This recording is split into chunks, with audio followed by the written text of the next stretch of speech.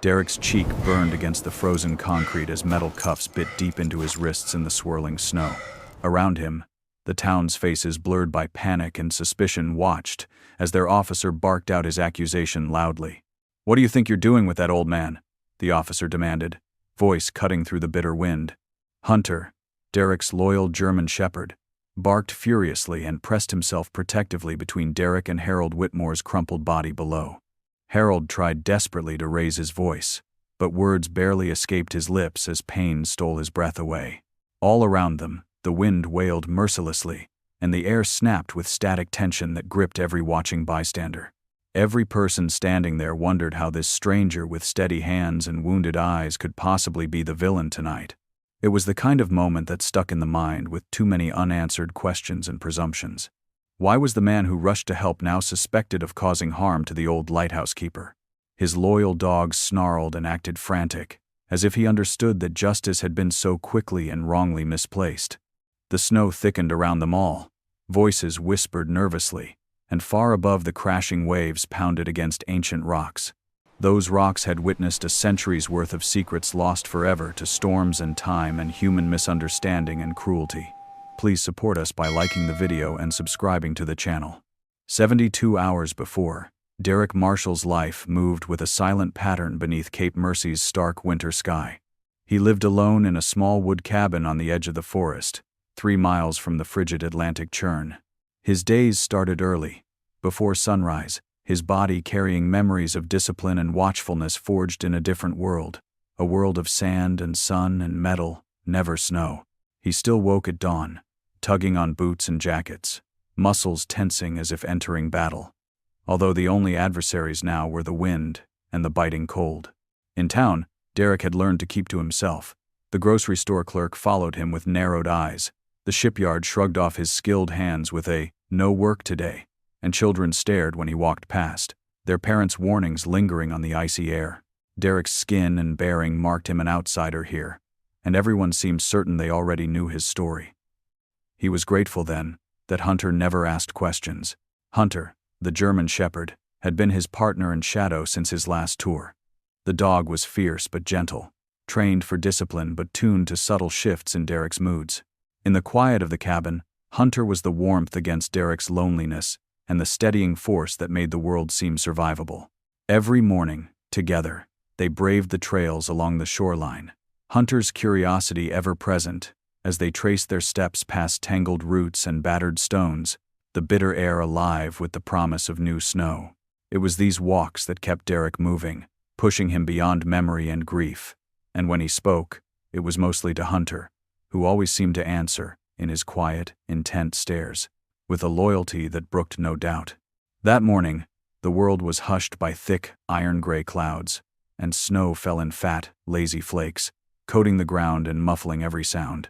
They walked near the cliffs, where the old Cape Mercy lighthouse rose above the bluffs, battered for generations by salt and wind. The tower, white and stark, had weathered more storms than living memory could recall. Hunter perked up, nose twitching, drawing Derek away from the path and toward the lighthouse, urgency in every stride. Derek hesitated, familiar with the wary glances that greeted him whenever he wandered too close to private land, especially land with a story. But Hunter would not be deterred. He strained at his leash, barking insistently, and Derek relented, following footprints half frozen in the snow, each step wavering as though the walker had stumbled or dragged a limp. Closer to the door, a smear of bright red cut across the white, a trail of blood, fresh and stark, leading inside. Derek's pulse pounded as he knelt to examine the trail, feeling suddenly very small beneath the looming tower and the endless sky. Hunter whined softly, glancing from the blood to Derek, as if urging him onward. Inside, the air was cold, less from the season than from the way life seemed to have drained out of the lighthouse all at once. Harold Whitmore lay sprawled near the stairs, eyes glazed, his breath shallow. Blood had soaked through his pant leg and pooled beneath his head. Hunter hurried to Harold's side, licking the old man's trembling hand, and for an instant, something hopeful flickered in Harold's face. Recognition, perhaps, or a memory of better days. "Hang on," Derek murmured, scanning the lighthouse for a working phone, but the line was dead. Static, swallowing the dial tone. The storm had severed all connections. No backup. No help coming. He returned to Harold, taking in his injuries, a broken leg, head wound, shock. Derek's training clicked in, hands steady as he splinted the bone and pressed a clean rag against the bleeding temple. Talking to both Harold and Hunter, in the calm, low voice that had reassured so many in chaos. As he worked, he caught sight of the details in the room. Photographs of a younger Harold beside a black soldier in uniform, medals pinned on the wall, a letter half-folded under a mug. Derek traced the names. Thomas Marshall, his own grandfather's, long lost even from family stories. Article clippings told the tale of Harold, a lighthouse keeper and war survivor, beset by debts and legal threats from someone named Edward Crane. The story was half-pieced, yet heartbreakingly familiar. A sudden gust rattled the windows, and Hunter startled, barking toward the stairwell. The world outside was blotted white by snow, the wind howling like an old wound.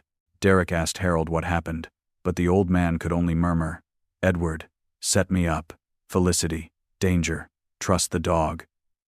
Then exhaustion overtook him, his body sagging. Hunter inched closer, curling beside Harold, gaze fixed on Derek as if commanding him to listen. In that instant, Derek's purpose became clear. Whatever darkness surrounded this place, corruption, lies, even racial suspicion, it was his to unravel, with Hunter as his partner. The hours passed in a blur of vigilance and improvisation. Derek kept the wood stove burning, propped Harold up, and tended to his wounds. He paged through the battered journal he'd found, stories of war, of family bonds, of betrayal. Hunter moved from door to door, alert for trouble, never fully settling.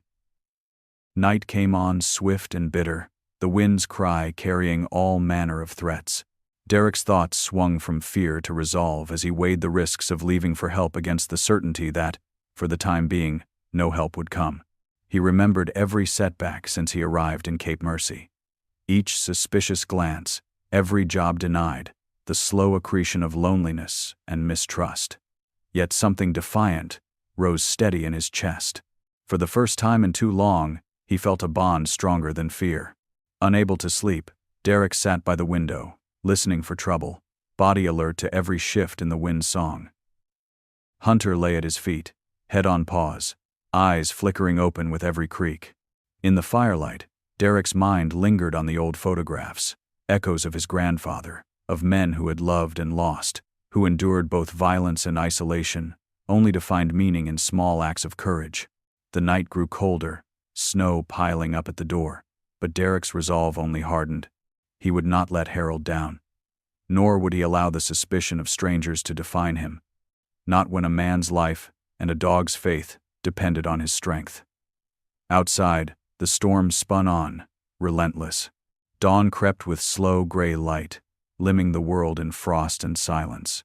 Derek knew the coming hours would bring tests, the possibility of discovery by those who wished Harold harm, the burden of confronting the town's prejudice, and the more pressing urgency of keeping Harold alive until help could come. The one thing he was certain of was Hunter's reliability, guardian, friend, and, now, fellow detective. Derek whispered, "We're in this together. Whatever happens next, we finish it as a team." Hunter gave a soft, rumbling bark, the affirmation Derek had needed. The bond between them was the one thing untouched by suspicion, stronger than adversity and, ultimately, the truest guide in a world still caught between night and morning. Derek adjusted Harold's makeshift splint, using the kinds of knots and binds he'd learned on long nights in the field, letting muscle memory fill the gaps where emotion threatened to break through. Hunter stayed close, vigilant as always, every so often glancing at the battered door as though aware of dangers invisible to men. The lighthouse was alive with tangible history. Photographs yellowed at the edge honored generations before, including one that drew Derek's eye. Harold, young and strong, beside a smiling black soldier with that familiar determination. As Derek read through Harold's journals, tracing trembling script and clipped memories, a story emerged. Debts mounting from repairs, threats of eviction, the name Edward Crane haunting pages with chilling regularity, and Felicity, a granddaughter left vulnerable, her parents shattered by addiction and absence. As ice crept up the windows, Derek spoke softly to Harold, coaxing stories between snatches of consciousness. Harold described decades spent as keeper and guardian, backgrounded by memories of an old war and sacrifices given for a home now under siege. Hunter's gentle presence seemed to steady Harold, the dog's head pressed into the blanket, the weight of his loyalty sustaining them through the night's harsh cold. Derek shared pieces of his own journey where he could, how grief had cut him off from community, how the uniform he wore once opened doors and now often closed them. He studied the medals in the battered metal box, tracing Thomas Marshall's name with both pride and sorrow. Thomas, Derek's grandfather, had fought beside Harold, a kinship unspoken until now, long buried under waves of loss. The dawn arrived disguised in gray, a softer storm settling over Cape Mercy. The snow abated just enough for Derek to judge a risky trek to town, in search of help he hoped would not come with suspicion and malice. He left Hunter behind to watch over Harold, knowing the dog's instincts would serve as both shield and warning. The trek to town was silent and cold, the world blanketed in a hush that felt more isolating than comforting. The veterinary clinic served as a refuge, where Isaac Chen, attentive and understanding, listened to Derek's desperate recount of the night. Isaac was an outsider too, his family's story draped in a different sort of exclusion but one he recognized in Derek's eyes. For Isaac, helping was not a transactional gesture but an act of solidarity. He handed Derek his satellite phone, trusting him enough to stake technology and reputation on the veteran's story. The local police arrived soon after Derek's call, led by Officer Brad Morrison, a man whose uniform seemed as much a barrier as a bridge. Brad surveyed Derek with the skepticism of 1,000 years' prejudice, distilled in a single glare. "You were at the Lighthouse without invitation. What were you after?" Brad asked, pointed and hard. Derek answered patiently, describing Harold's injuries, the actions taken, and the fear he felt for Felicity. But the officer's doubt was immovable, thick as the packed snow outside. Isaac argued, offering his own truth in support. Brad relented enough to drive Derek back to the Lighthouse, but their tension filled the air like smoke. For Derek, every step closer to the Lighthouse came with the dread that justice would not side with the most vulnerable. On that drive, Derek spotted a black SUV hidden amongst the pines on the road to the bluffs, its form almost invisible under the glare of morning ice. A man stood beside it, Edward Crane, despite his suit, radiating threat and calculation. Derek felt the man's gaze burning through the windshield, and in that instant, understood how far some would go to eliminate obstacles. Crane had power in the town, networks stitched together with money and old secrets, and his interest in the Lighthouse was more than financial. It was about erasure and control. The return to the Lighthouse fused urgency with uncertainty. Hunter blocked the entrance, tail straight, fur on edge, barking at broken boards and footprints scattered by attempted entry. Harold lay awake, fear etched deep, calling for Derek to trust Hunter. The narrative formed in staccato beats, Harold threatened into silence, Felicity missing, Edward lurking. Brad surveyed the scene, more interested in Derek as the source of disruption than in real danger. He accused Derek of bringing chaos, ignoring Isaac's testimony, and again reached for his cuffs. Hunter intervened by grabbing Brad's pant leg, not to harm but to demand attention, reminding everyone that protection, sometimes, is an act of resistance. Diane Ross arrived in hurried footsteps, past and present alive in her bearing. She was a lawyer, a veteran, and a rare local voice willing to stand up for the isolated. "Let Derek go, Brad," she commanded, honoring both the rule of law and the necessity for empathy. Diane's arrival shifted the tone, casting doubt on Brad's tactics and shining a light on the reality of Harold's situation. An old man bullied by bigger forces, defended now by a coalition of the marginalized. Harold, in a moment of clarity, pressed a tattered map into Derek's hand, an invitation to look deeper, to search the cave beneath the lighthouse for evidence that could set everything right.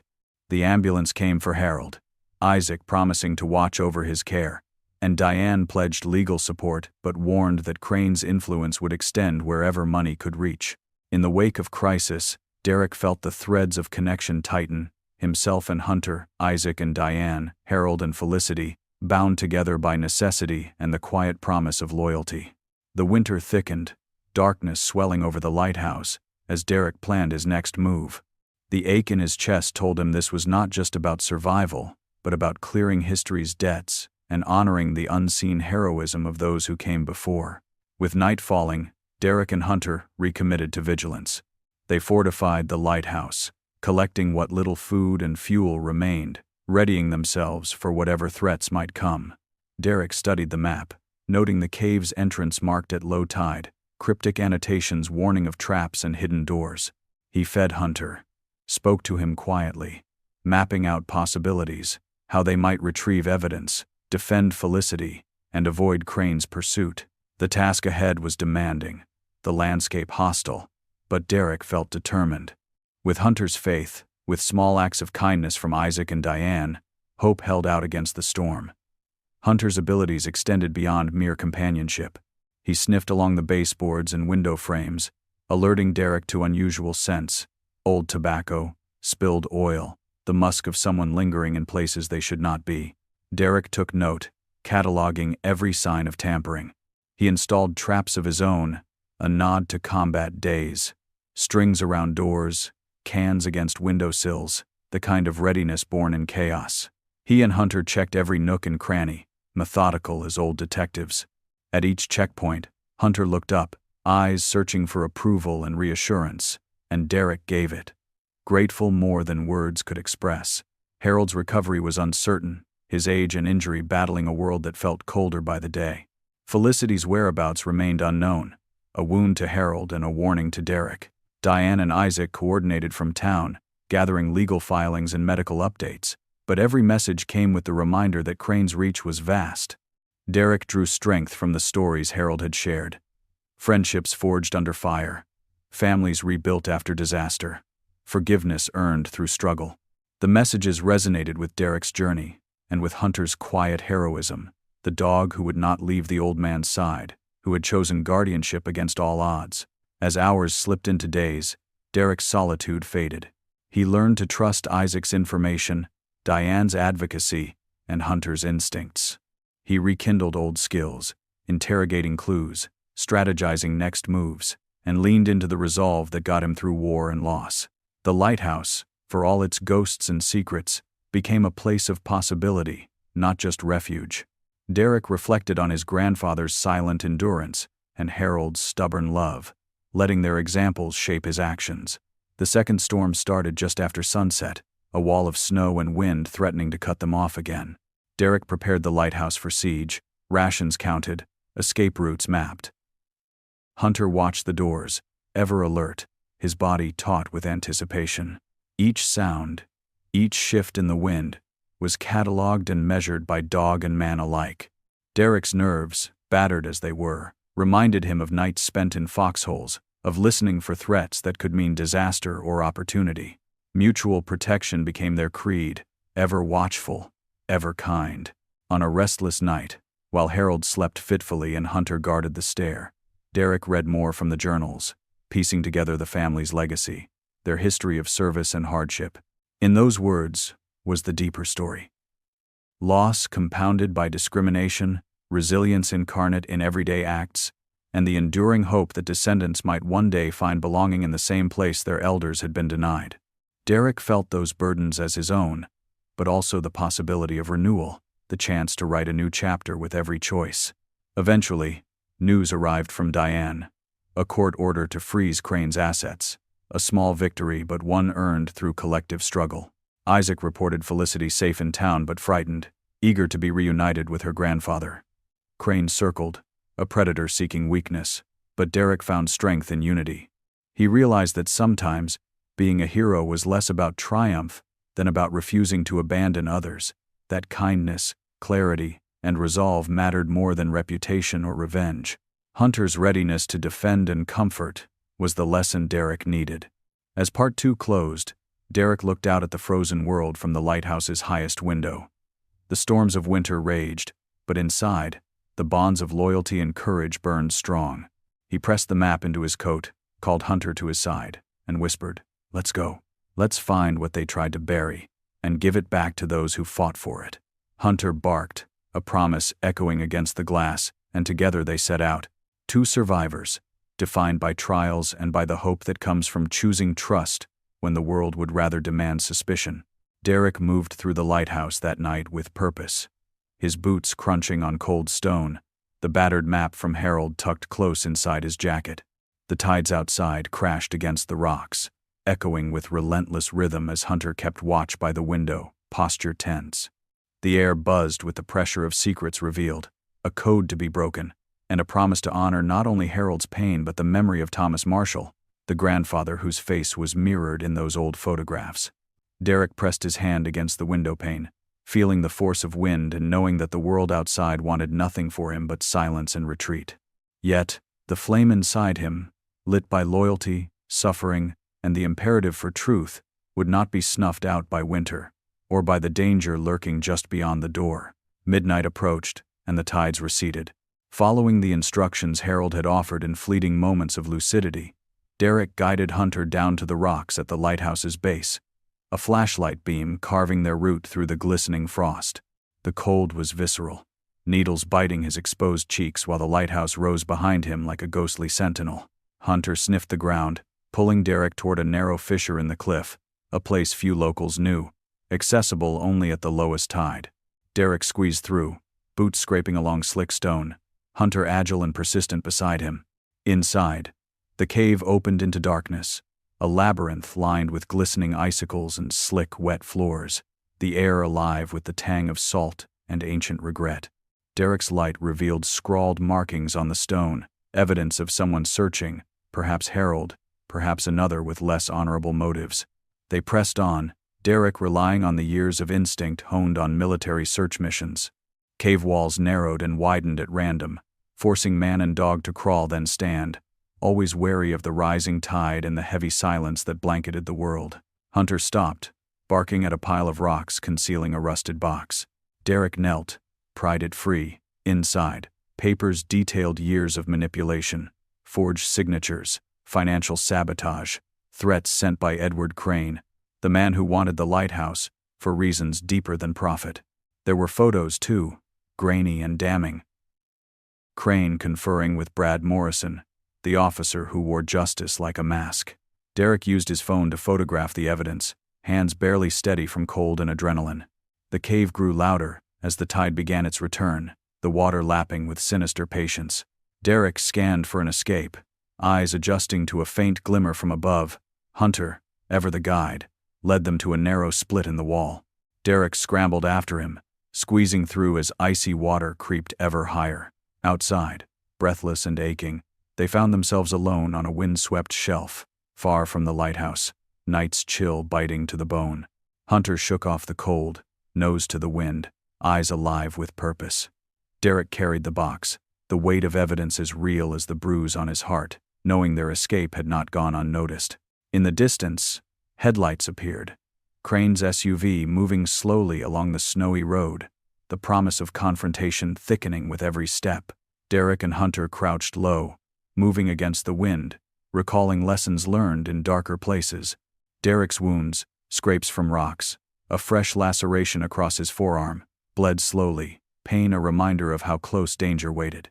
Hunter pressed close, sharing warmth and focus, as together they found their way back toward the lighthouse, careful not to be seen. Derek's mind reeled as he pieced together not just the crime against Harold, but a long legacy of betrayal and denial, stretching back to his grandfather's era. Inside the lighthouse, Derek patched himself up, washing wounds with whiskey and wrapping them as best he could. He reviewed the evidence.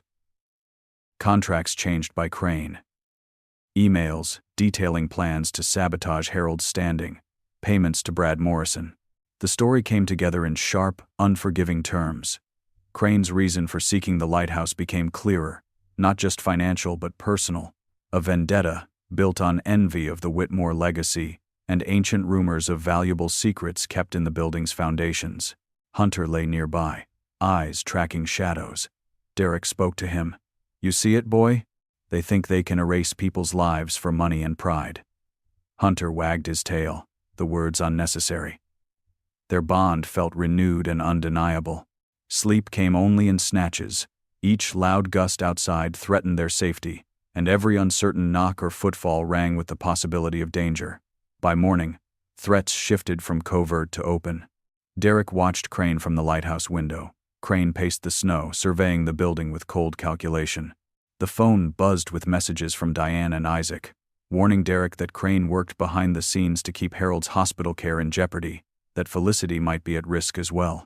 Legal avenues were tangled with influence and fear, and local police remained hostile. Determined not to wait for disaster, Derek descended into the lighthouse's basement, searching for the old passage Harold had mapped, a tunnel running beneath the cliffs that once sheltered keepers during storms. The air was damp, and Hunter's nose worked overtime, sniffing each stone and beam. Derek's flashlight illuminated faded chalk markings, clues for the next steps. Together, they navigated through a warren of cold stone until coming across a hidden alcove filled with keepsakes.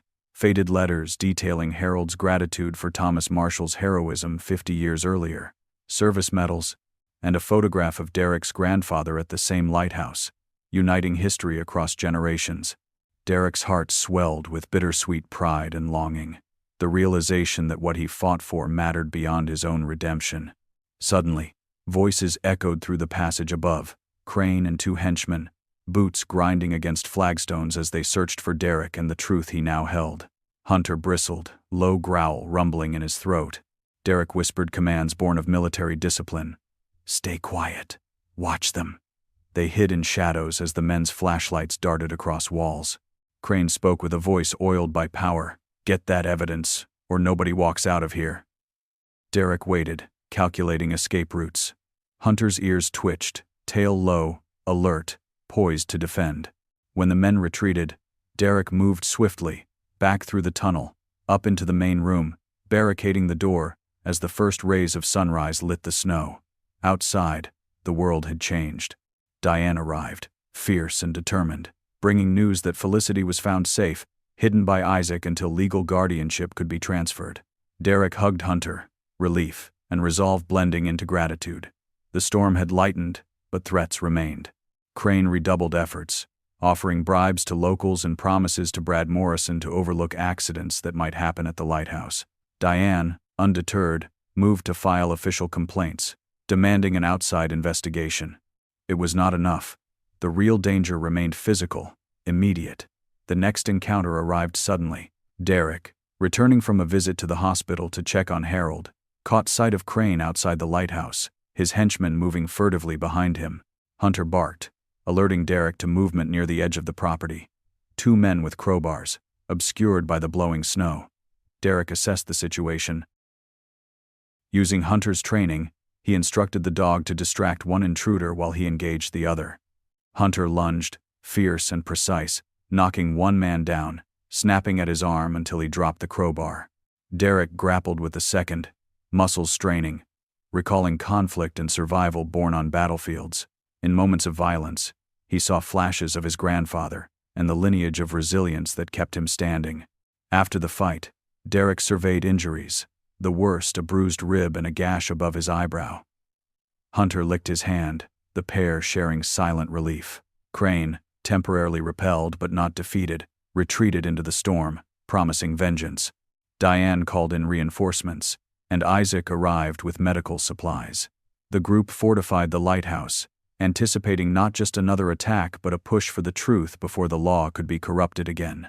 Derek helped Harold transfer to safety, Felicity beside her grandfather now, both relieved if wary. Within this circle, new community formed. Survivors brought together not by background but by the demands of justice and empathy. Days blurred as the assaults increased. Broken windows, slashed tires, whispered threats at night.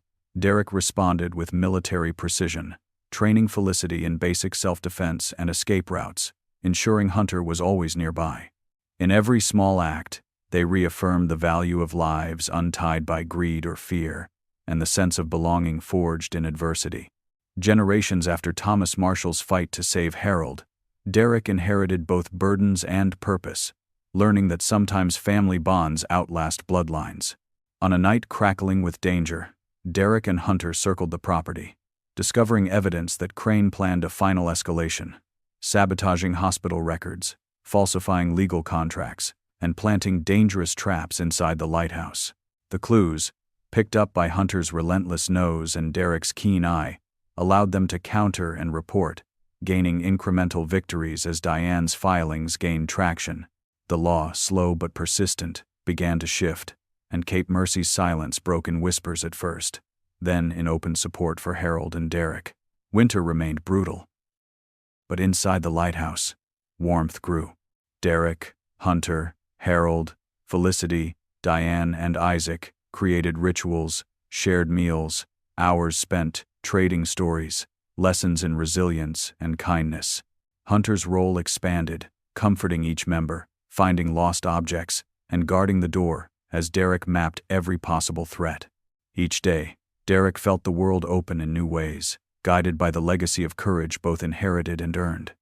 As Part 3 closed, the larger danger loomed, the final confrontation with Crane yet to come. Derek tucked a note under Harold's pillow, promising, "Never alone, not after all this time." Hunter slept at his feet, and Felicity snuggled a battered old photograph of Thomas Marshall. Outside, the storm prepared to break once more, the winds howling with the promise of decisive action. When Derek glanced out the window, he caught his own reflection beside Hunter's, the two shapes cast by firelight onto the battered stone. He realized that everything they had endured, the suspicion, the violence, the threat to family and legacy, had brought them here, together, ready to stand for truth against all odds. The lighthouse, battered by winter and history, stood as a silent witness to the endurance and healing that awaited in the coming storm. The storm had swallowed Cape Mercy whole by the time Derek and his small band of defenders understood that help would not arrive in time. Wind screamed against the lighthouse walls, driving snow through every crack and gap, the cold seeping into bones despite the crackling wood stove. Derek stood at the center of the kitchen, laying out his plan with military precision. Diane would stay with Harold and Felicity in the lantern room, the highest, most defensible position. Isaac would monitor the radios, attempting to maintain contact with the outside world as phone lines remained dead. Derek and Hunter would hold the ground floor, using the narrow hallways and stone walls as tactical advantages against Crane's inevitable assault. The evidence, contracts, photographs, recordings, sat sealed in waterproof bags, ready to be defended with their lives if necessary. Outside, Edward Crane paced beside his black SUV, breath visible in the frigid air, flanked by Marcus and Kyle. The three men represented everything Derek had fought against his entire life: greed disguised as ambition, violence dressed as justice, and the willingness to destroy innocent lives for personal gain.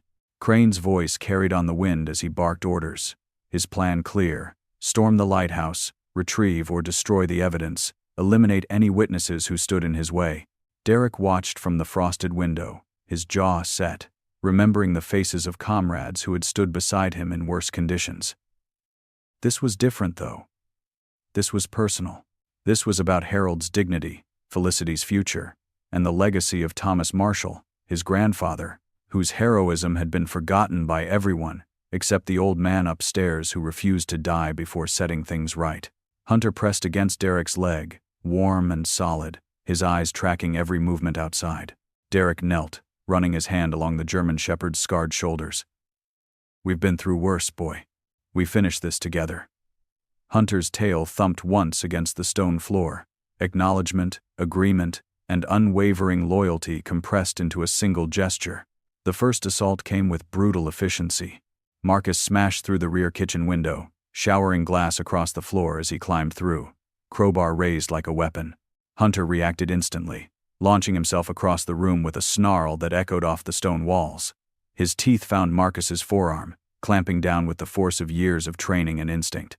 Marcus howled, swinging the crowbar wildly, but Derek was already moving. He grabbed a cast-iron skillet from the stove, bringing it down hard against Marcus's shoulder. The impact sent the crowbar clattering across the floor. Kyle burst through the front door seconds later, having kicked it off its hinges.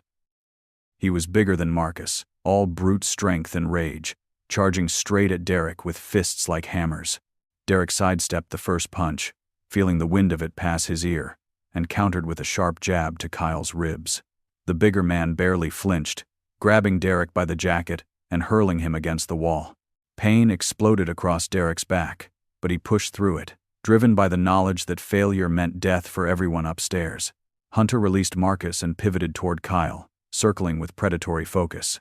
Kyle tried to kick the dog, but Hunter was too fast, darting in to bite Kyle's ankle and retreating before retaliation could land.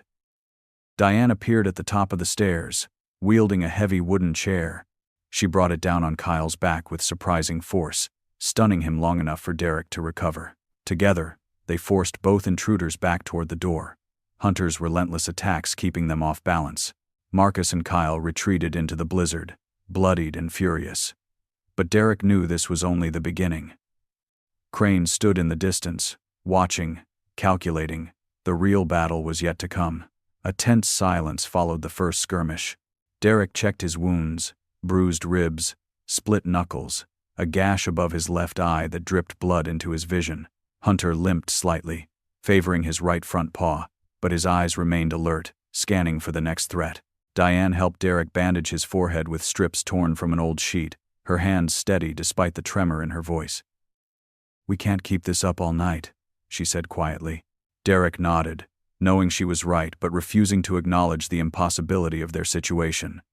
Upstairs, he could hear Felicity crying softly, and Harold's wheezing attempts to comfort her. Isaac's voice carried down, reading stories to distract the child from the violence below. Derek moved through the lighthouse, checking every window, every door, reinforcing barricades with furniture and rope. The building had stood for over a century, weathering countless storms, and now it would serve as fortress for one final stand. He paused at the photographs on the wall. Thomas Marshall's young face staring back at him, frozen in black and white beside Harold. The resemblance was uncanny, as though Derek's grandfather was watching, waiting to see if his descendant would honor the legacy of courage and sacrifice. Outside, Crane regrouped with his men. Derek could hear their muffled voices through the wind, planning their next move. The storm intensified, temperature dropping further, visibility reduced to mere feet. This weather was both curse and blessing. It prevented rescue but also concealed the lighthouse, making coordinated assault more difficult for their attackers. Derek returned to the kitchen, where Hunter waited, and together they ate cold sandwiches Isaac had prepared earlier. The simple act of sharing food felt sacred somehow, a reminder of humanity in the midst of chaos. Derek saved half his sandwich, wrapping it carefully for later. He had learned long ago never to waste rations when the next meal was uncertain. The power died at midnight. One moment, the lighthouse hummed with electric light and the distant groan of the generator. The next, everything went black except for the weak glow of emergency lanterns. Derek knew immediately this was sabotage. Crane had cut the power lines. In darkness, the lighthouse became a maze of shadows and uncertain footing, every corner potentially hiding danger. Derek distributed flashlights, instructing everyone to use them sparingly to preserve batteries. Hunter's superior night vision became even more valuable, his movements confident where humans stumbled. The second wave came from multiple directions. Kyle attacked the basement door while Marcus attempted to scale the exterior wall toward the lantern room windows. Crane himself approached the front entrance, no longer content to direct from a distance. Derek split his attention, directing Diane to secure the upper floors, while he descended into the flooded basement, icy water soaking through his boots as he waded toward Kyle's hammering assault on the door. The wood was splintering, each impact sending cracks spiderwebbing across the surface. Hunter splashed ahead, positioning himself between Derek and the failing door. When it finally gave way, Kyle stumbled through, off balance in the knee-deep water. Hunter struck immediately, teeth finding Kyle's thigh and dragging him down into the freezing flood. Derek tackled him from behind, using his weight to force Kyle's face underwater. He didn't hold him under, just long enough to stun, to remind the man that this was no game. Kyle came up gasping, and Derek zip-tied his wrists to an exposed pipe before retreating back upstairs, water dripping from his clothes, body temperature dropping dangerously. Upstairs, chaos erupted. Marcus had reached the lantern room window, smashing through glass as Felicity screamed. Isaac threw himself at the opening, grappling with Marcus as broken glass tore both their clothes. Hunter bounded up the spiral stairs, Derek close behind, arriving just as Marcus gained the upper hand. Hunter hit Marcus like a missile, 70 pounds of loyal fury driving the intruder backward through the broken window frame. For one terrible moment, Derek thought both would fall to their deaths on the rocks below, but Hunter's claws found purchase on the interior sill, and Marcus caught the outer ledge, dangling and screaming into the wind. Isaac pulled Hunter inside while Derek leaned out, extending his arm toward Marcus not out of mercy, but because he needed the man alive to testify. Marcus, faced with the choice between Derek's hand and a 60-foot plunge into darkness, grabbed on. Derek hauled him up with strength he didn't know remained, then zip-tied him beside the unconscious Kyle. With both henchmen neutralized, only Crane remained. But Edward Crane was not a man who accepted defeat gracefully. He had climbed to the ground floor, and now stood in the main hall, illuminated by flickering lantern light, holding a revolver that gleamed with dull menace. His expensive clothes were torn, his face bloodied from the wind and his own desperation, but his eyes burned with something far more dangerous than mere anger, righteous delusion. "This place should have been mine," Crane shouted, his voice echoing up the stone stairwell. "Harold stole it from my family. Your grandfather stole Harold from his rightful fate. All of you, every generation, you've conspired to deny me what's owed." Derek descended the stairs slowly, hands visible, empty. "Put the gun down, Edward. It's over. The evidence is everywhere. Half the county has seen it by now." Behind him, Diane filmed everything on her phone, proof for whatever came next. Crane laughed bitterly. "Evidence? Evidence can be destroyed. Witnesses can disappear. I've done it before." He raised the revolver, aiming not at Derek, but up toward where Harold and Felicity huddled in the lantern room. "Maybe if the old man finally dies, his curse on my family ends." Hunter didn't wait for Derek's command. The dog had been trained to recognize lethal threats, and the gun pointed toward innocent lives triggered every instinct refined through years of service. He launched himself down the stairs, a blur of muscle and fur, crossing the distance to Crane in 3 powerful bounds. Hunter's jaws clamped around Crane's gun hand, just as the weapon discharged, the bullet ricocheting off stone inches from Derek's head. The revolver clattered to the floor, spinning away into shadows. Crane screamed, trying to shake Hunter off, but the German shepherd held firm, using his weight to drag the man down. Derek dove for the gun, securing it, and ejecting the remaining bullets. Crane thrashed on the floor, Hunter's teeth never breaking skin but applying enough pressure to keep him immobilized. Diane rushed down with rope, and together she and Derek bound Crane's wrists and ankles. The man who had terrorized an old veteran and threatened a child now lay helpless on the cold stone, weeping with rage and humiliation. Sirens wailed in the distance, barely audible through the storm but growing louder. Diane's uploaded evidence had finally penetrated through the weather and bureaucracy, triggering a response from the state police. Officer Brad Morrison arrived with them, but now in handcuffs himself, arrested on charges of conspiracy and corruption. The honest investigators who accompanied him quickly assessed the scene, taking statements and photographs, treating Derek with the respect due a defender rather than the suspicion usually afforded a black man in crisis. Harold was carried down on a stretcher, stable but exhausted. He reached for Derek's hand as the paramedics worked, squeezing with surprising strength. "You kept the promise," he whispered. "Thomas would be proud." Felicity clung to Derek's other side, still shaking but safe. Isaac emerged from treating his own wounds to check on Hunter, finding the dog bruised but unbroken, tail wagging despite everything. The aftermath unfolded in waves of revelation and consequence. Crane, faced with overwhelming evidence and dozens of witnesses, confessed to a conspiracy spanning decades. He admitted to orchestrating the accident that killed Harold's wife 10 years prior, attempting to break the old man's spirit enough to surrender the lighthouse. He detailed bribes paid to Brad Morrison to ignore building code violations Crane himself had caused, creating pretexts for condemnation. Most damning, Crane revealed his ultimate motivation, not greed alone, but a twisted family grudge. His grandfather had been dishonorably discharged after trying to steal supplies during the Korean War, supplies that Thomas Marshall had been guarding. Thomas reported the theft, and Crane's grandfather died in poverty and shame.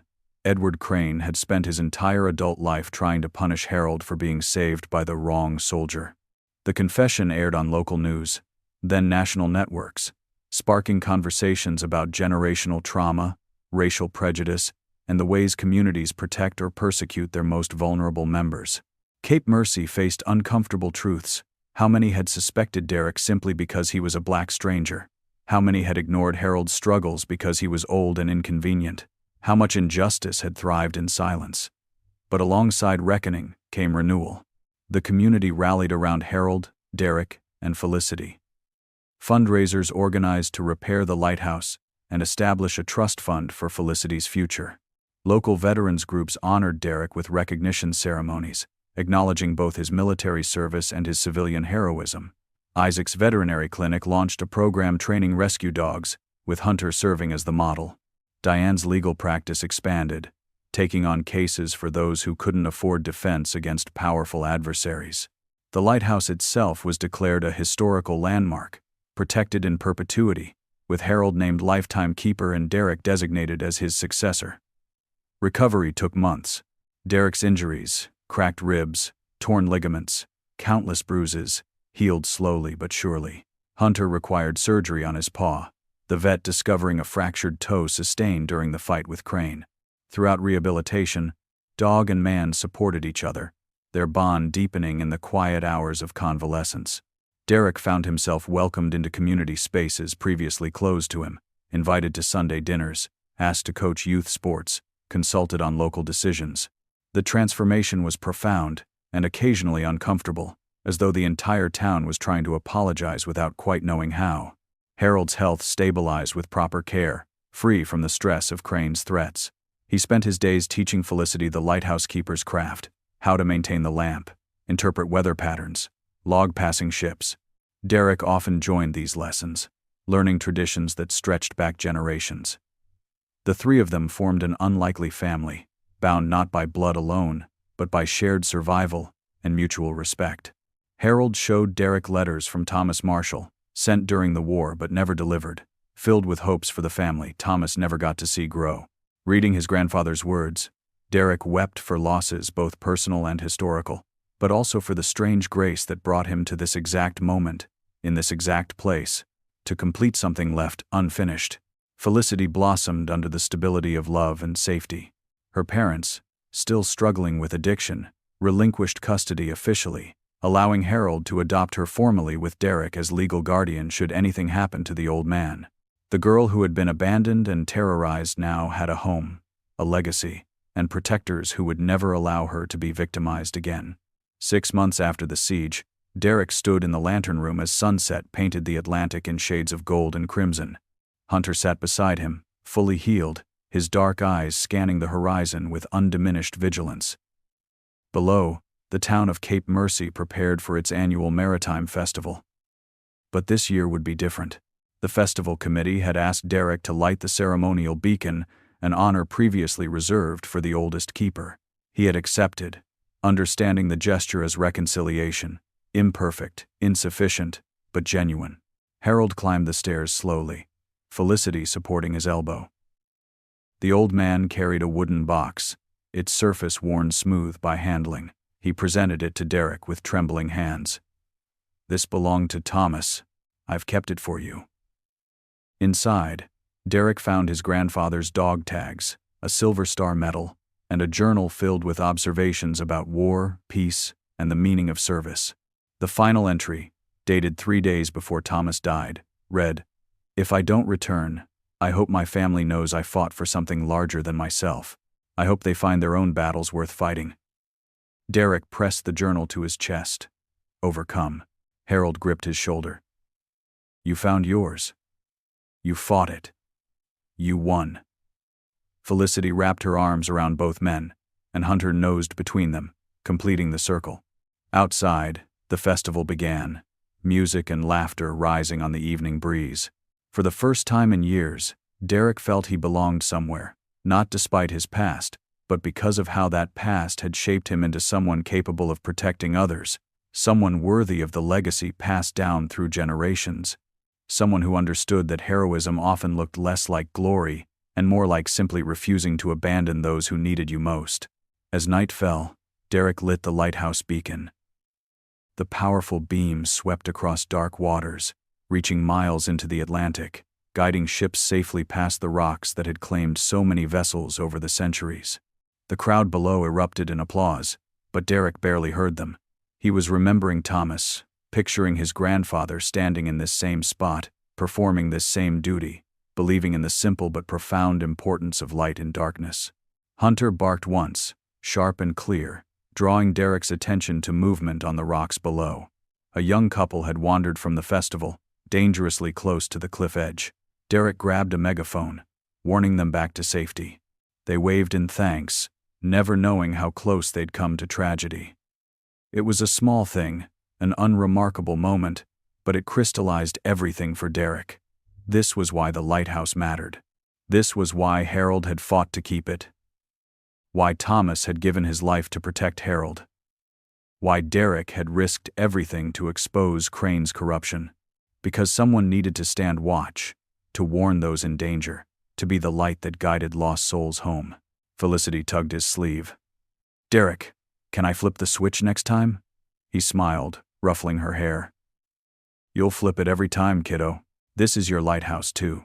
She beamed, and in that smile Derek saw the future, a girl who would grow up knowing she was valued, protected, and empowered to protect others in turn. The cycle of abandonment and trauma had been broken. In its place, a new legacy was being forged. One light rotation at a time, one act of courage at a time, one loyal heart at a time. Spring arrived early at Cape Mercy that year, as though the earth itself was eager to wash away the bitter memories of winter. The lighthouse stood renewed, its white tower gleaming with fresh paint, the broken windows replaced with glass that sparkled in the morning sunday. Derek had overseen much of the restoration himself, working alongside volunteers from town who came bearing more than lumber and tools. They brought apologies, stories, and the kind of awkward but genuine attempts at reconciliation that marked real community healing. The local newspaper ran a series on the events, with Derek and Hunter featured on the front page under the headline, "Heroes Among Us."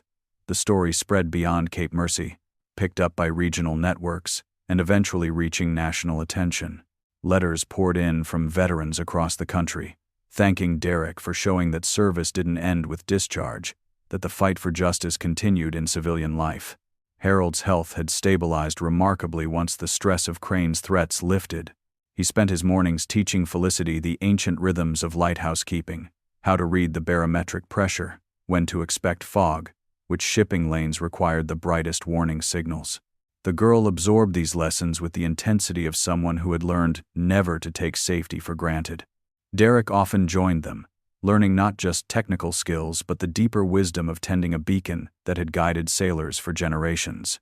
In the evenings, the three of them would sit in the kitchen, sharing meals and stories, building the kind of family bonds that had nothing to do with blood and everything to do with choice, commitment, and shared survival. Hunter had become something of a local celebrity, children stopping to pet him during their walks to school, adults nodding respectfully as he passed. The veterinary college in Bangor requested permission to study his training techniques, hoping to develop better programs for service and therapy dogs. Isaac documented Hunter's abilities, but Derek politely declined most research requests.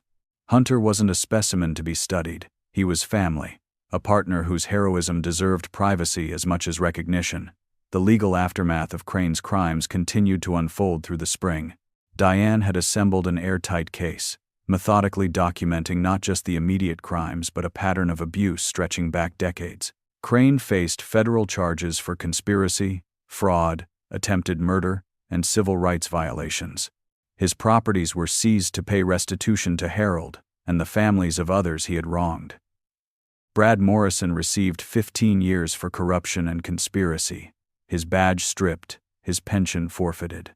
The wider investigation revealed a network of complicity: town officials who had looked the other way, business owners who had participated in discriminatory practices, community leaders who had chosen silence over justice. Derek found himself changed by these revelations. The military had taught him to identify enemies clearly. They wore different uniforms, carried foreign weapons, fought under opposing flags. Civilian life was more complicated. Evil rarely announced itself so boldly. Instead, it crept in through compromises, small cruelties, and the willingness to ignore suffering when intervention might be inconvenient. Derek's experience had shown him that heroism in peacetime looked different too. less about dramatic gestures and more about persistent courage, the daily choice to stand with the vulnerable against the powerful. He began speaking at veterans groups, sharing not just his own story but the lesson it contained, that coming home from war meant finding new missions, new ways to serve, new battles worth fighting. The applause that followed these speeches was gratifying, but Derek preferred the quiet conversations afterward, when younger veterans approached to share their own struggles with isolation, discrimination, and the challenge of finding purpose in civilian life. These conversations reminded Derek that Hunter wasn't the only one who needed training to transition from military to civilian service. Humans needed guidance too. These conversations reminded Derek that Hunter wasn't the only one who needed training to transition from military to civilian service. Humans needed guidance too, needed to understand that the skills that made them effective soldiers could also make them effective neighbors, protectors, and community leaders. One evening in late summer, as Derek cleaned the lighthouse lens and Hunter dozed on the lantern room floor, Harold climbed the stairs carrying a manila envelope thick with papers. His movements were careful but determined, and his eyes held the clarity that came with important decisions. "I've been working with Diane on something," he said, settling into the chair Derek kept for his visits. The envelope contained Harold's final will and testament, along with property deeds, financial documents, and a letter written in Harold's careful script. Derek read in amazement as Harold bequeathed the lighthouse and its grounds to him, establishing a trust fund for Felicity's education and future needs, but making Derek the legal owner and keeper of the beacon that had defined 3 generations of the Whitmore family. "I can't accept this," Derek protested. But Harold held up a trembling hand. "Thomas Marshall saved my life in Korea," Harold said, his voice growing stronger with each word. "He pulled me out of enemy fire, gave me a future, made it possible for me to come home and build a life here. I promised him that if anything happened to him, I'd watch over his family. I failed that promise for 70 years, Derek. I let fear and distance and my own grief keep me from reaching out, from finding Thomas's descendants, from honoring what he gave me. You came here because Hunter sensed something, because some part of you was called home. This lighthouse belongs to you. It always has." Felicity emerged from the stairs, having listened from below. She wrapped her arms around Derek's waist. "Say yes," she whispered. "Say we can stay together." Derek looked from the girl to the old man, to the dog who had brought them all together, and felt something settle in his chest, not the weight of obligation, but the warmth of belonging, of purpose, of home. The ceremony took place on a crisp October morning, the anniversary of the day Derek and Hunter first found Harold bleeding in the lighthouse. The entire town gathered, some drawn by curiosity, others by genuine affection, all of them witnesses to transformation. Derek stood at the base of the lighthouse, Felicity on his left, Hunter on his right, Harold in his wheelchair beside them. Diane read the deed transfer aloud, her voice carrying across the crowd and out over the water where Thomas Marshall's sacrifice had begun this circle of redemption. When the papers were signed, Derek climbed to the lantern room alone. The October sun slanted through the lens, casting rainbows on the white walls.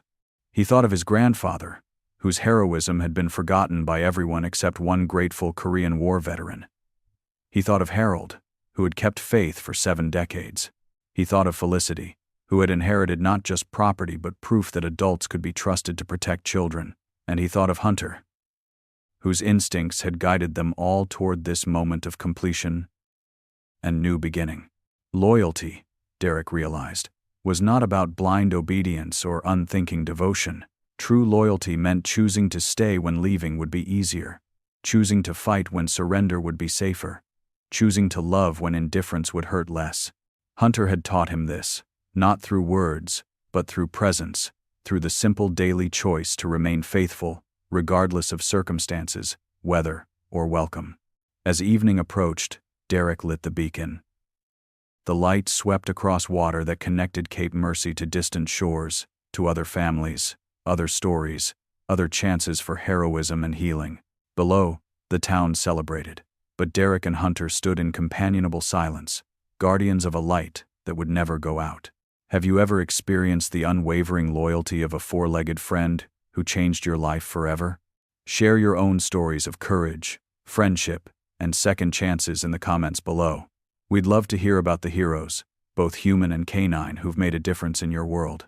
If this story of redemption, loyalty, and the unbreakable bond between a veteran and his dog touched your heart, please subscribe to our channel so you never miss the inspiring true stories of courage, community, and the power of standing up for what's right.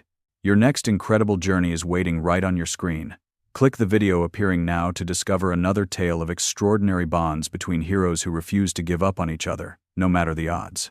Drop a comment 70 for the 7 decades Harold waited to honor his promise to Thomas Marshall, and the lighthouse beacon that finally brought a family's legacy full circle home.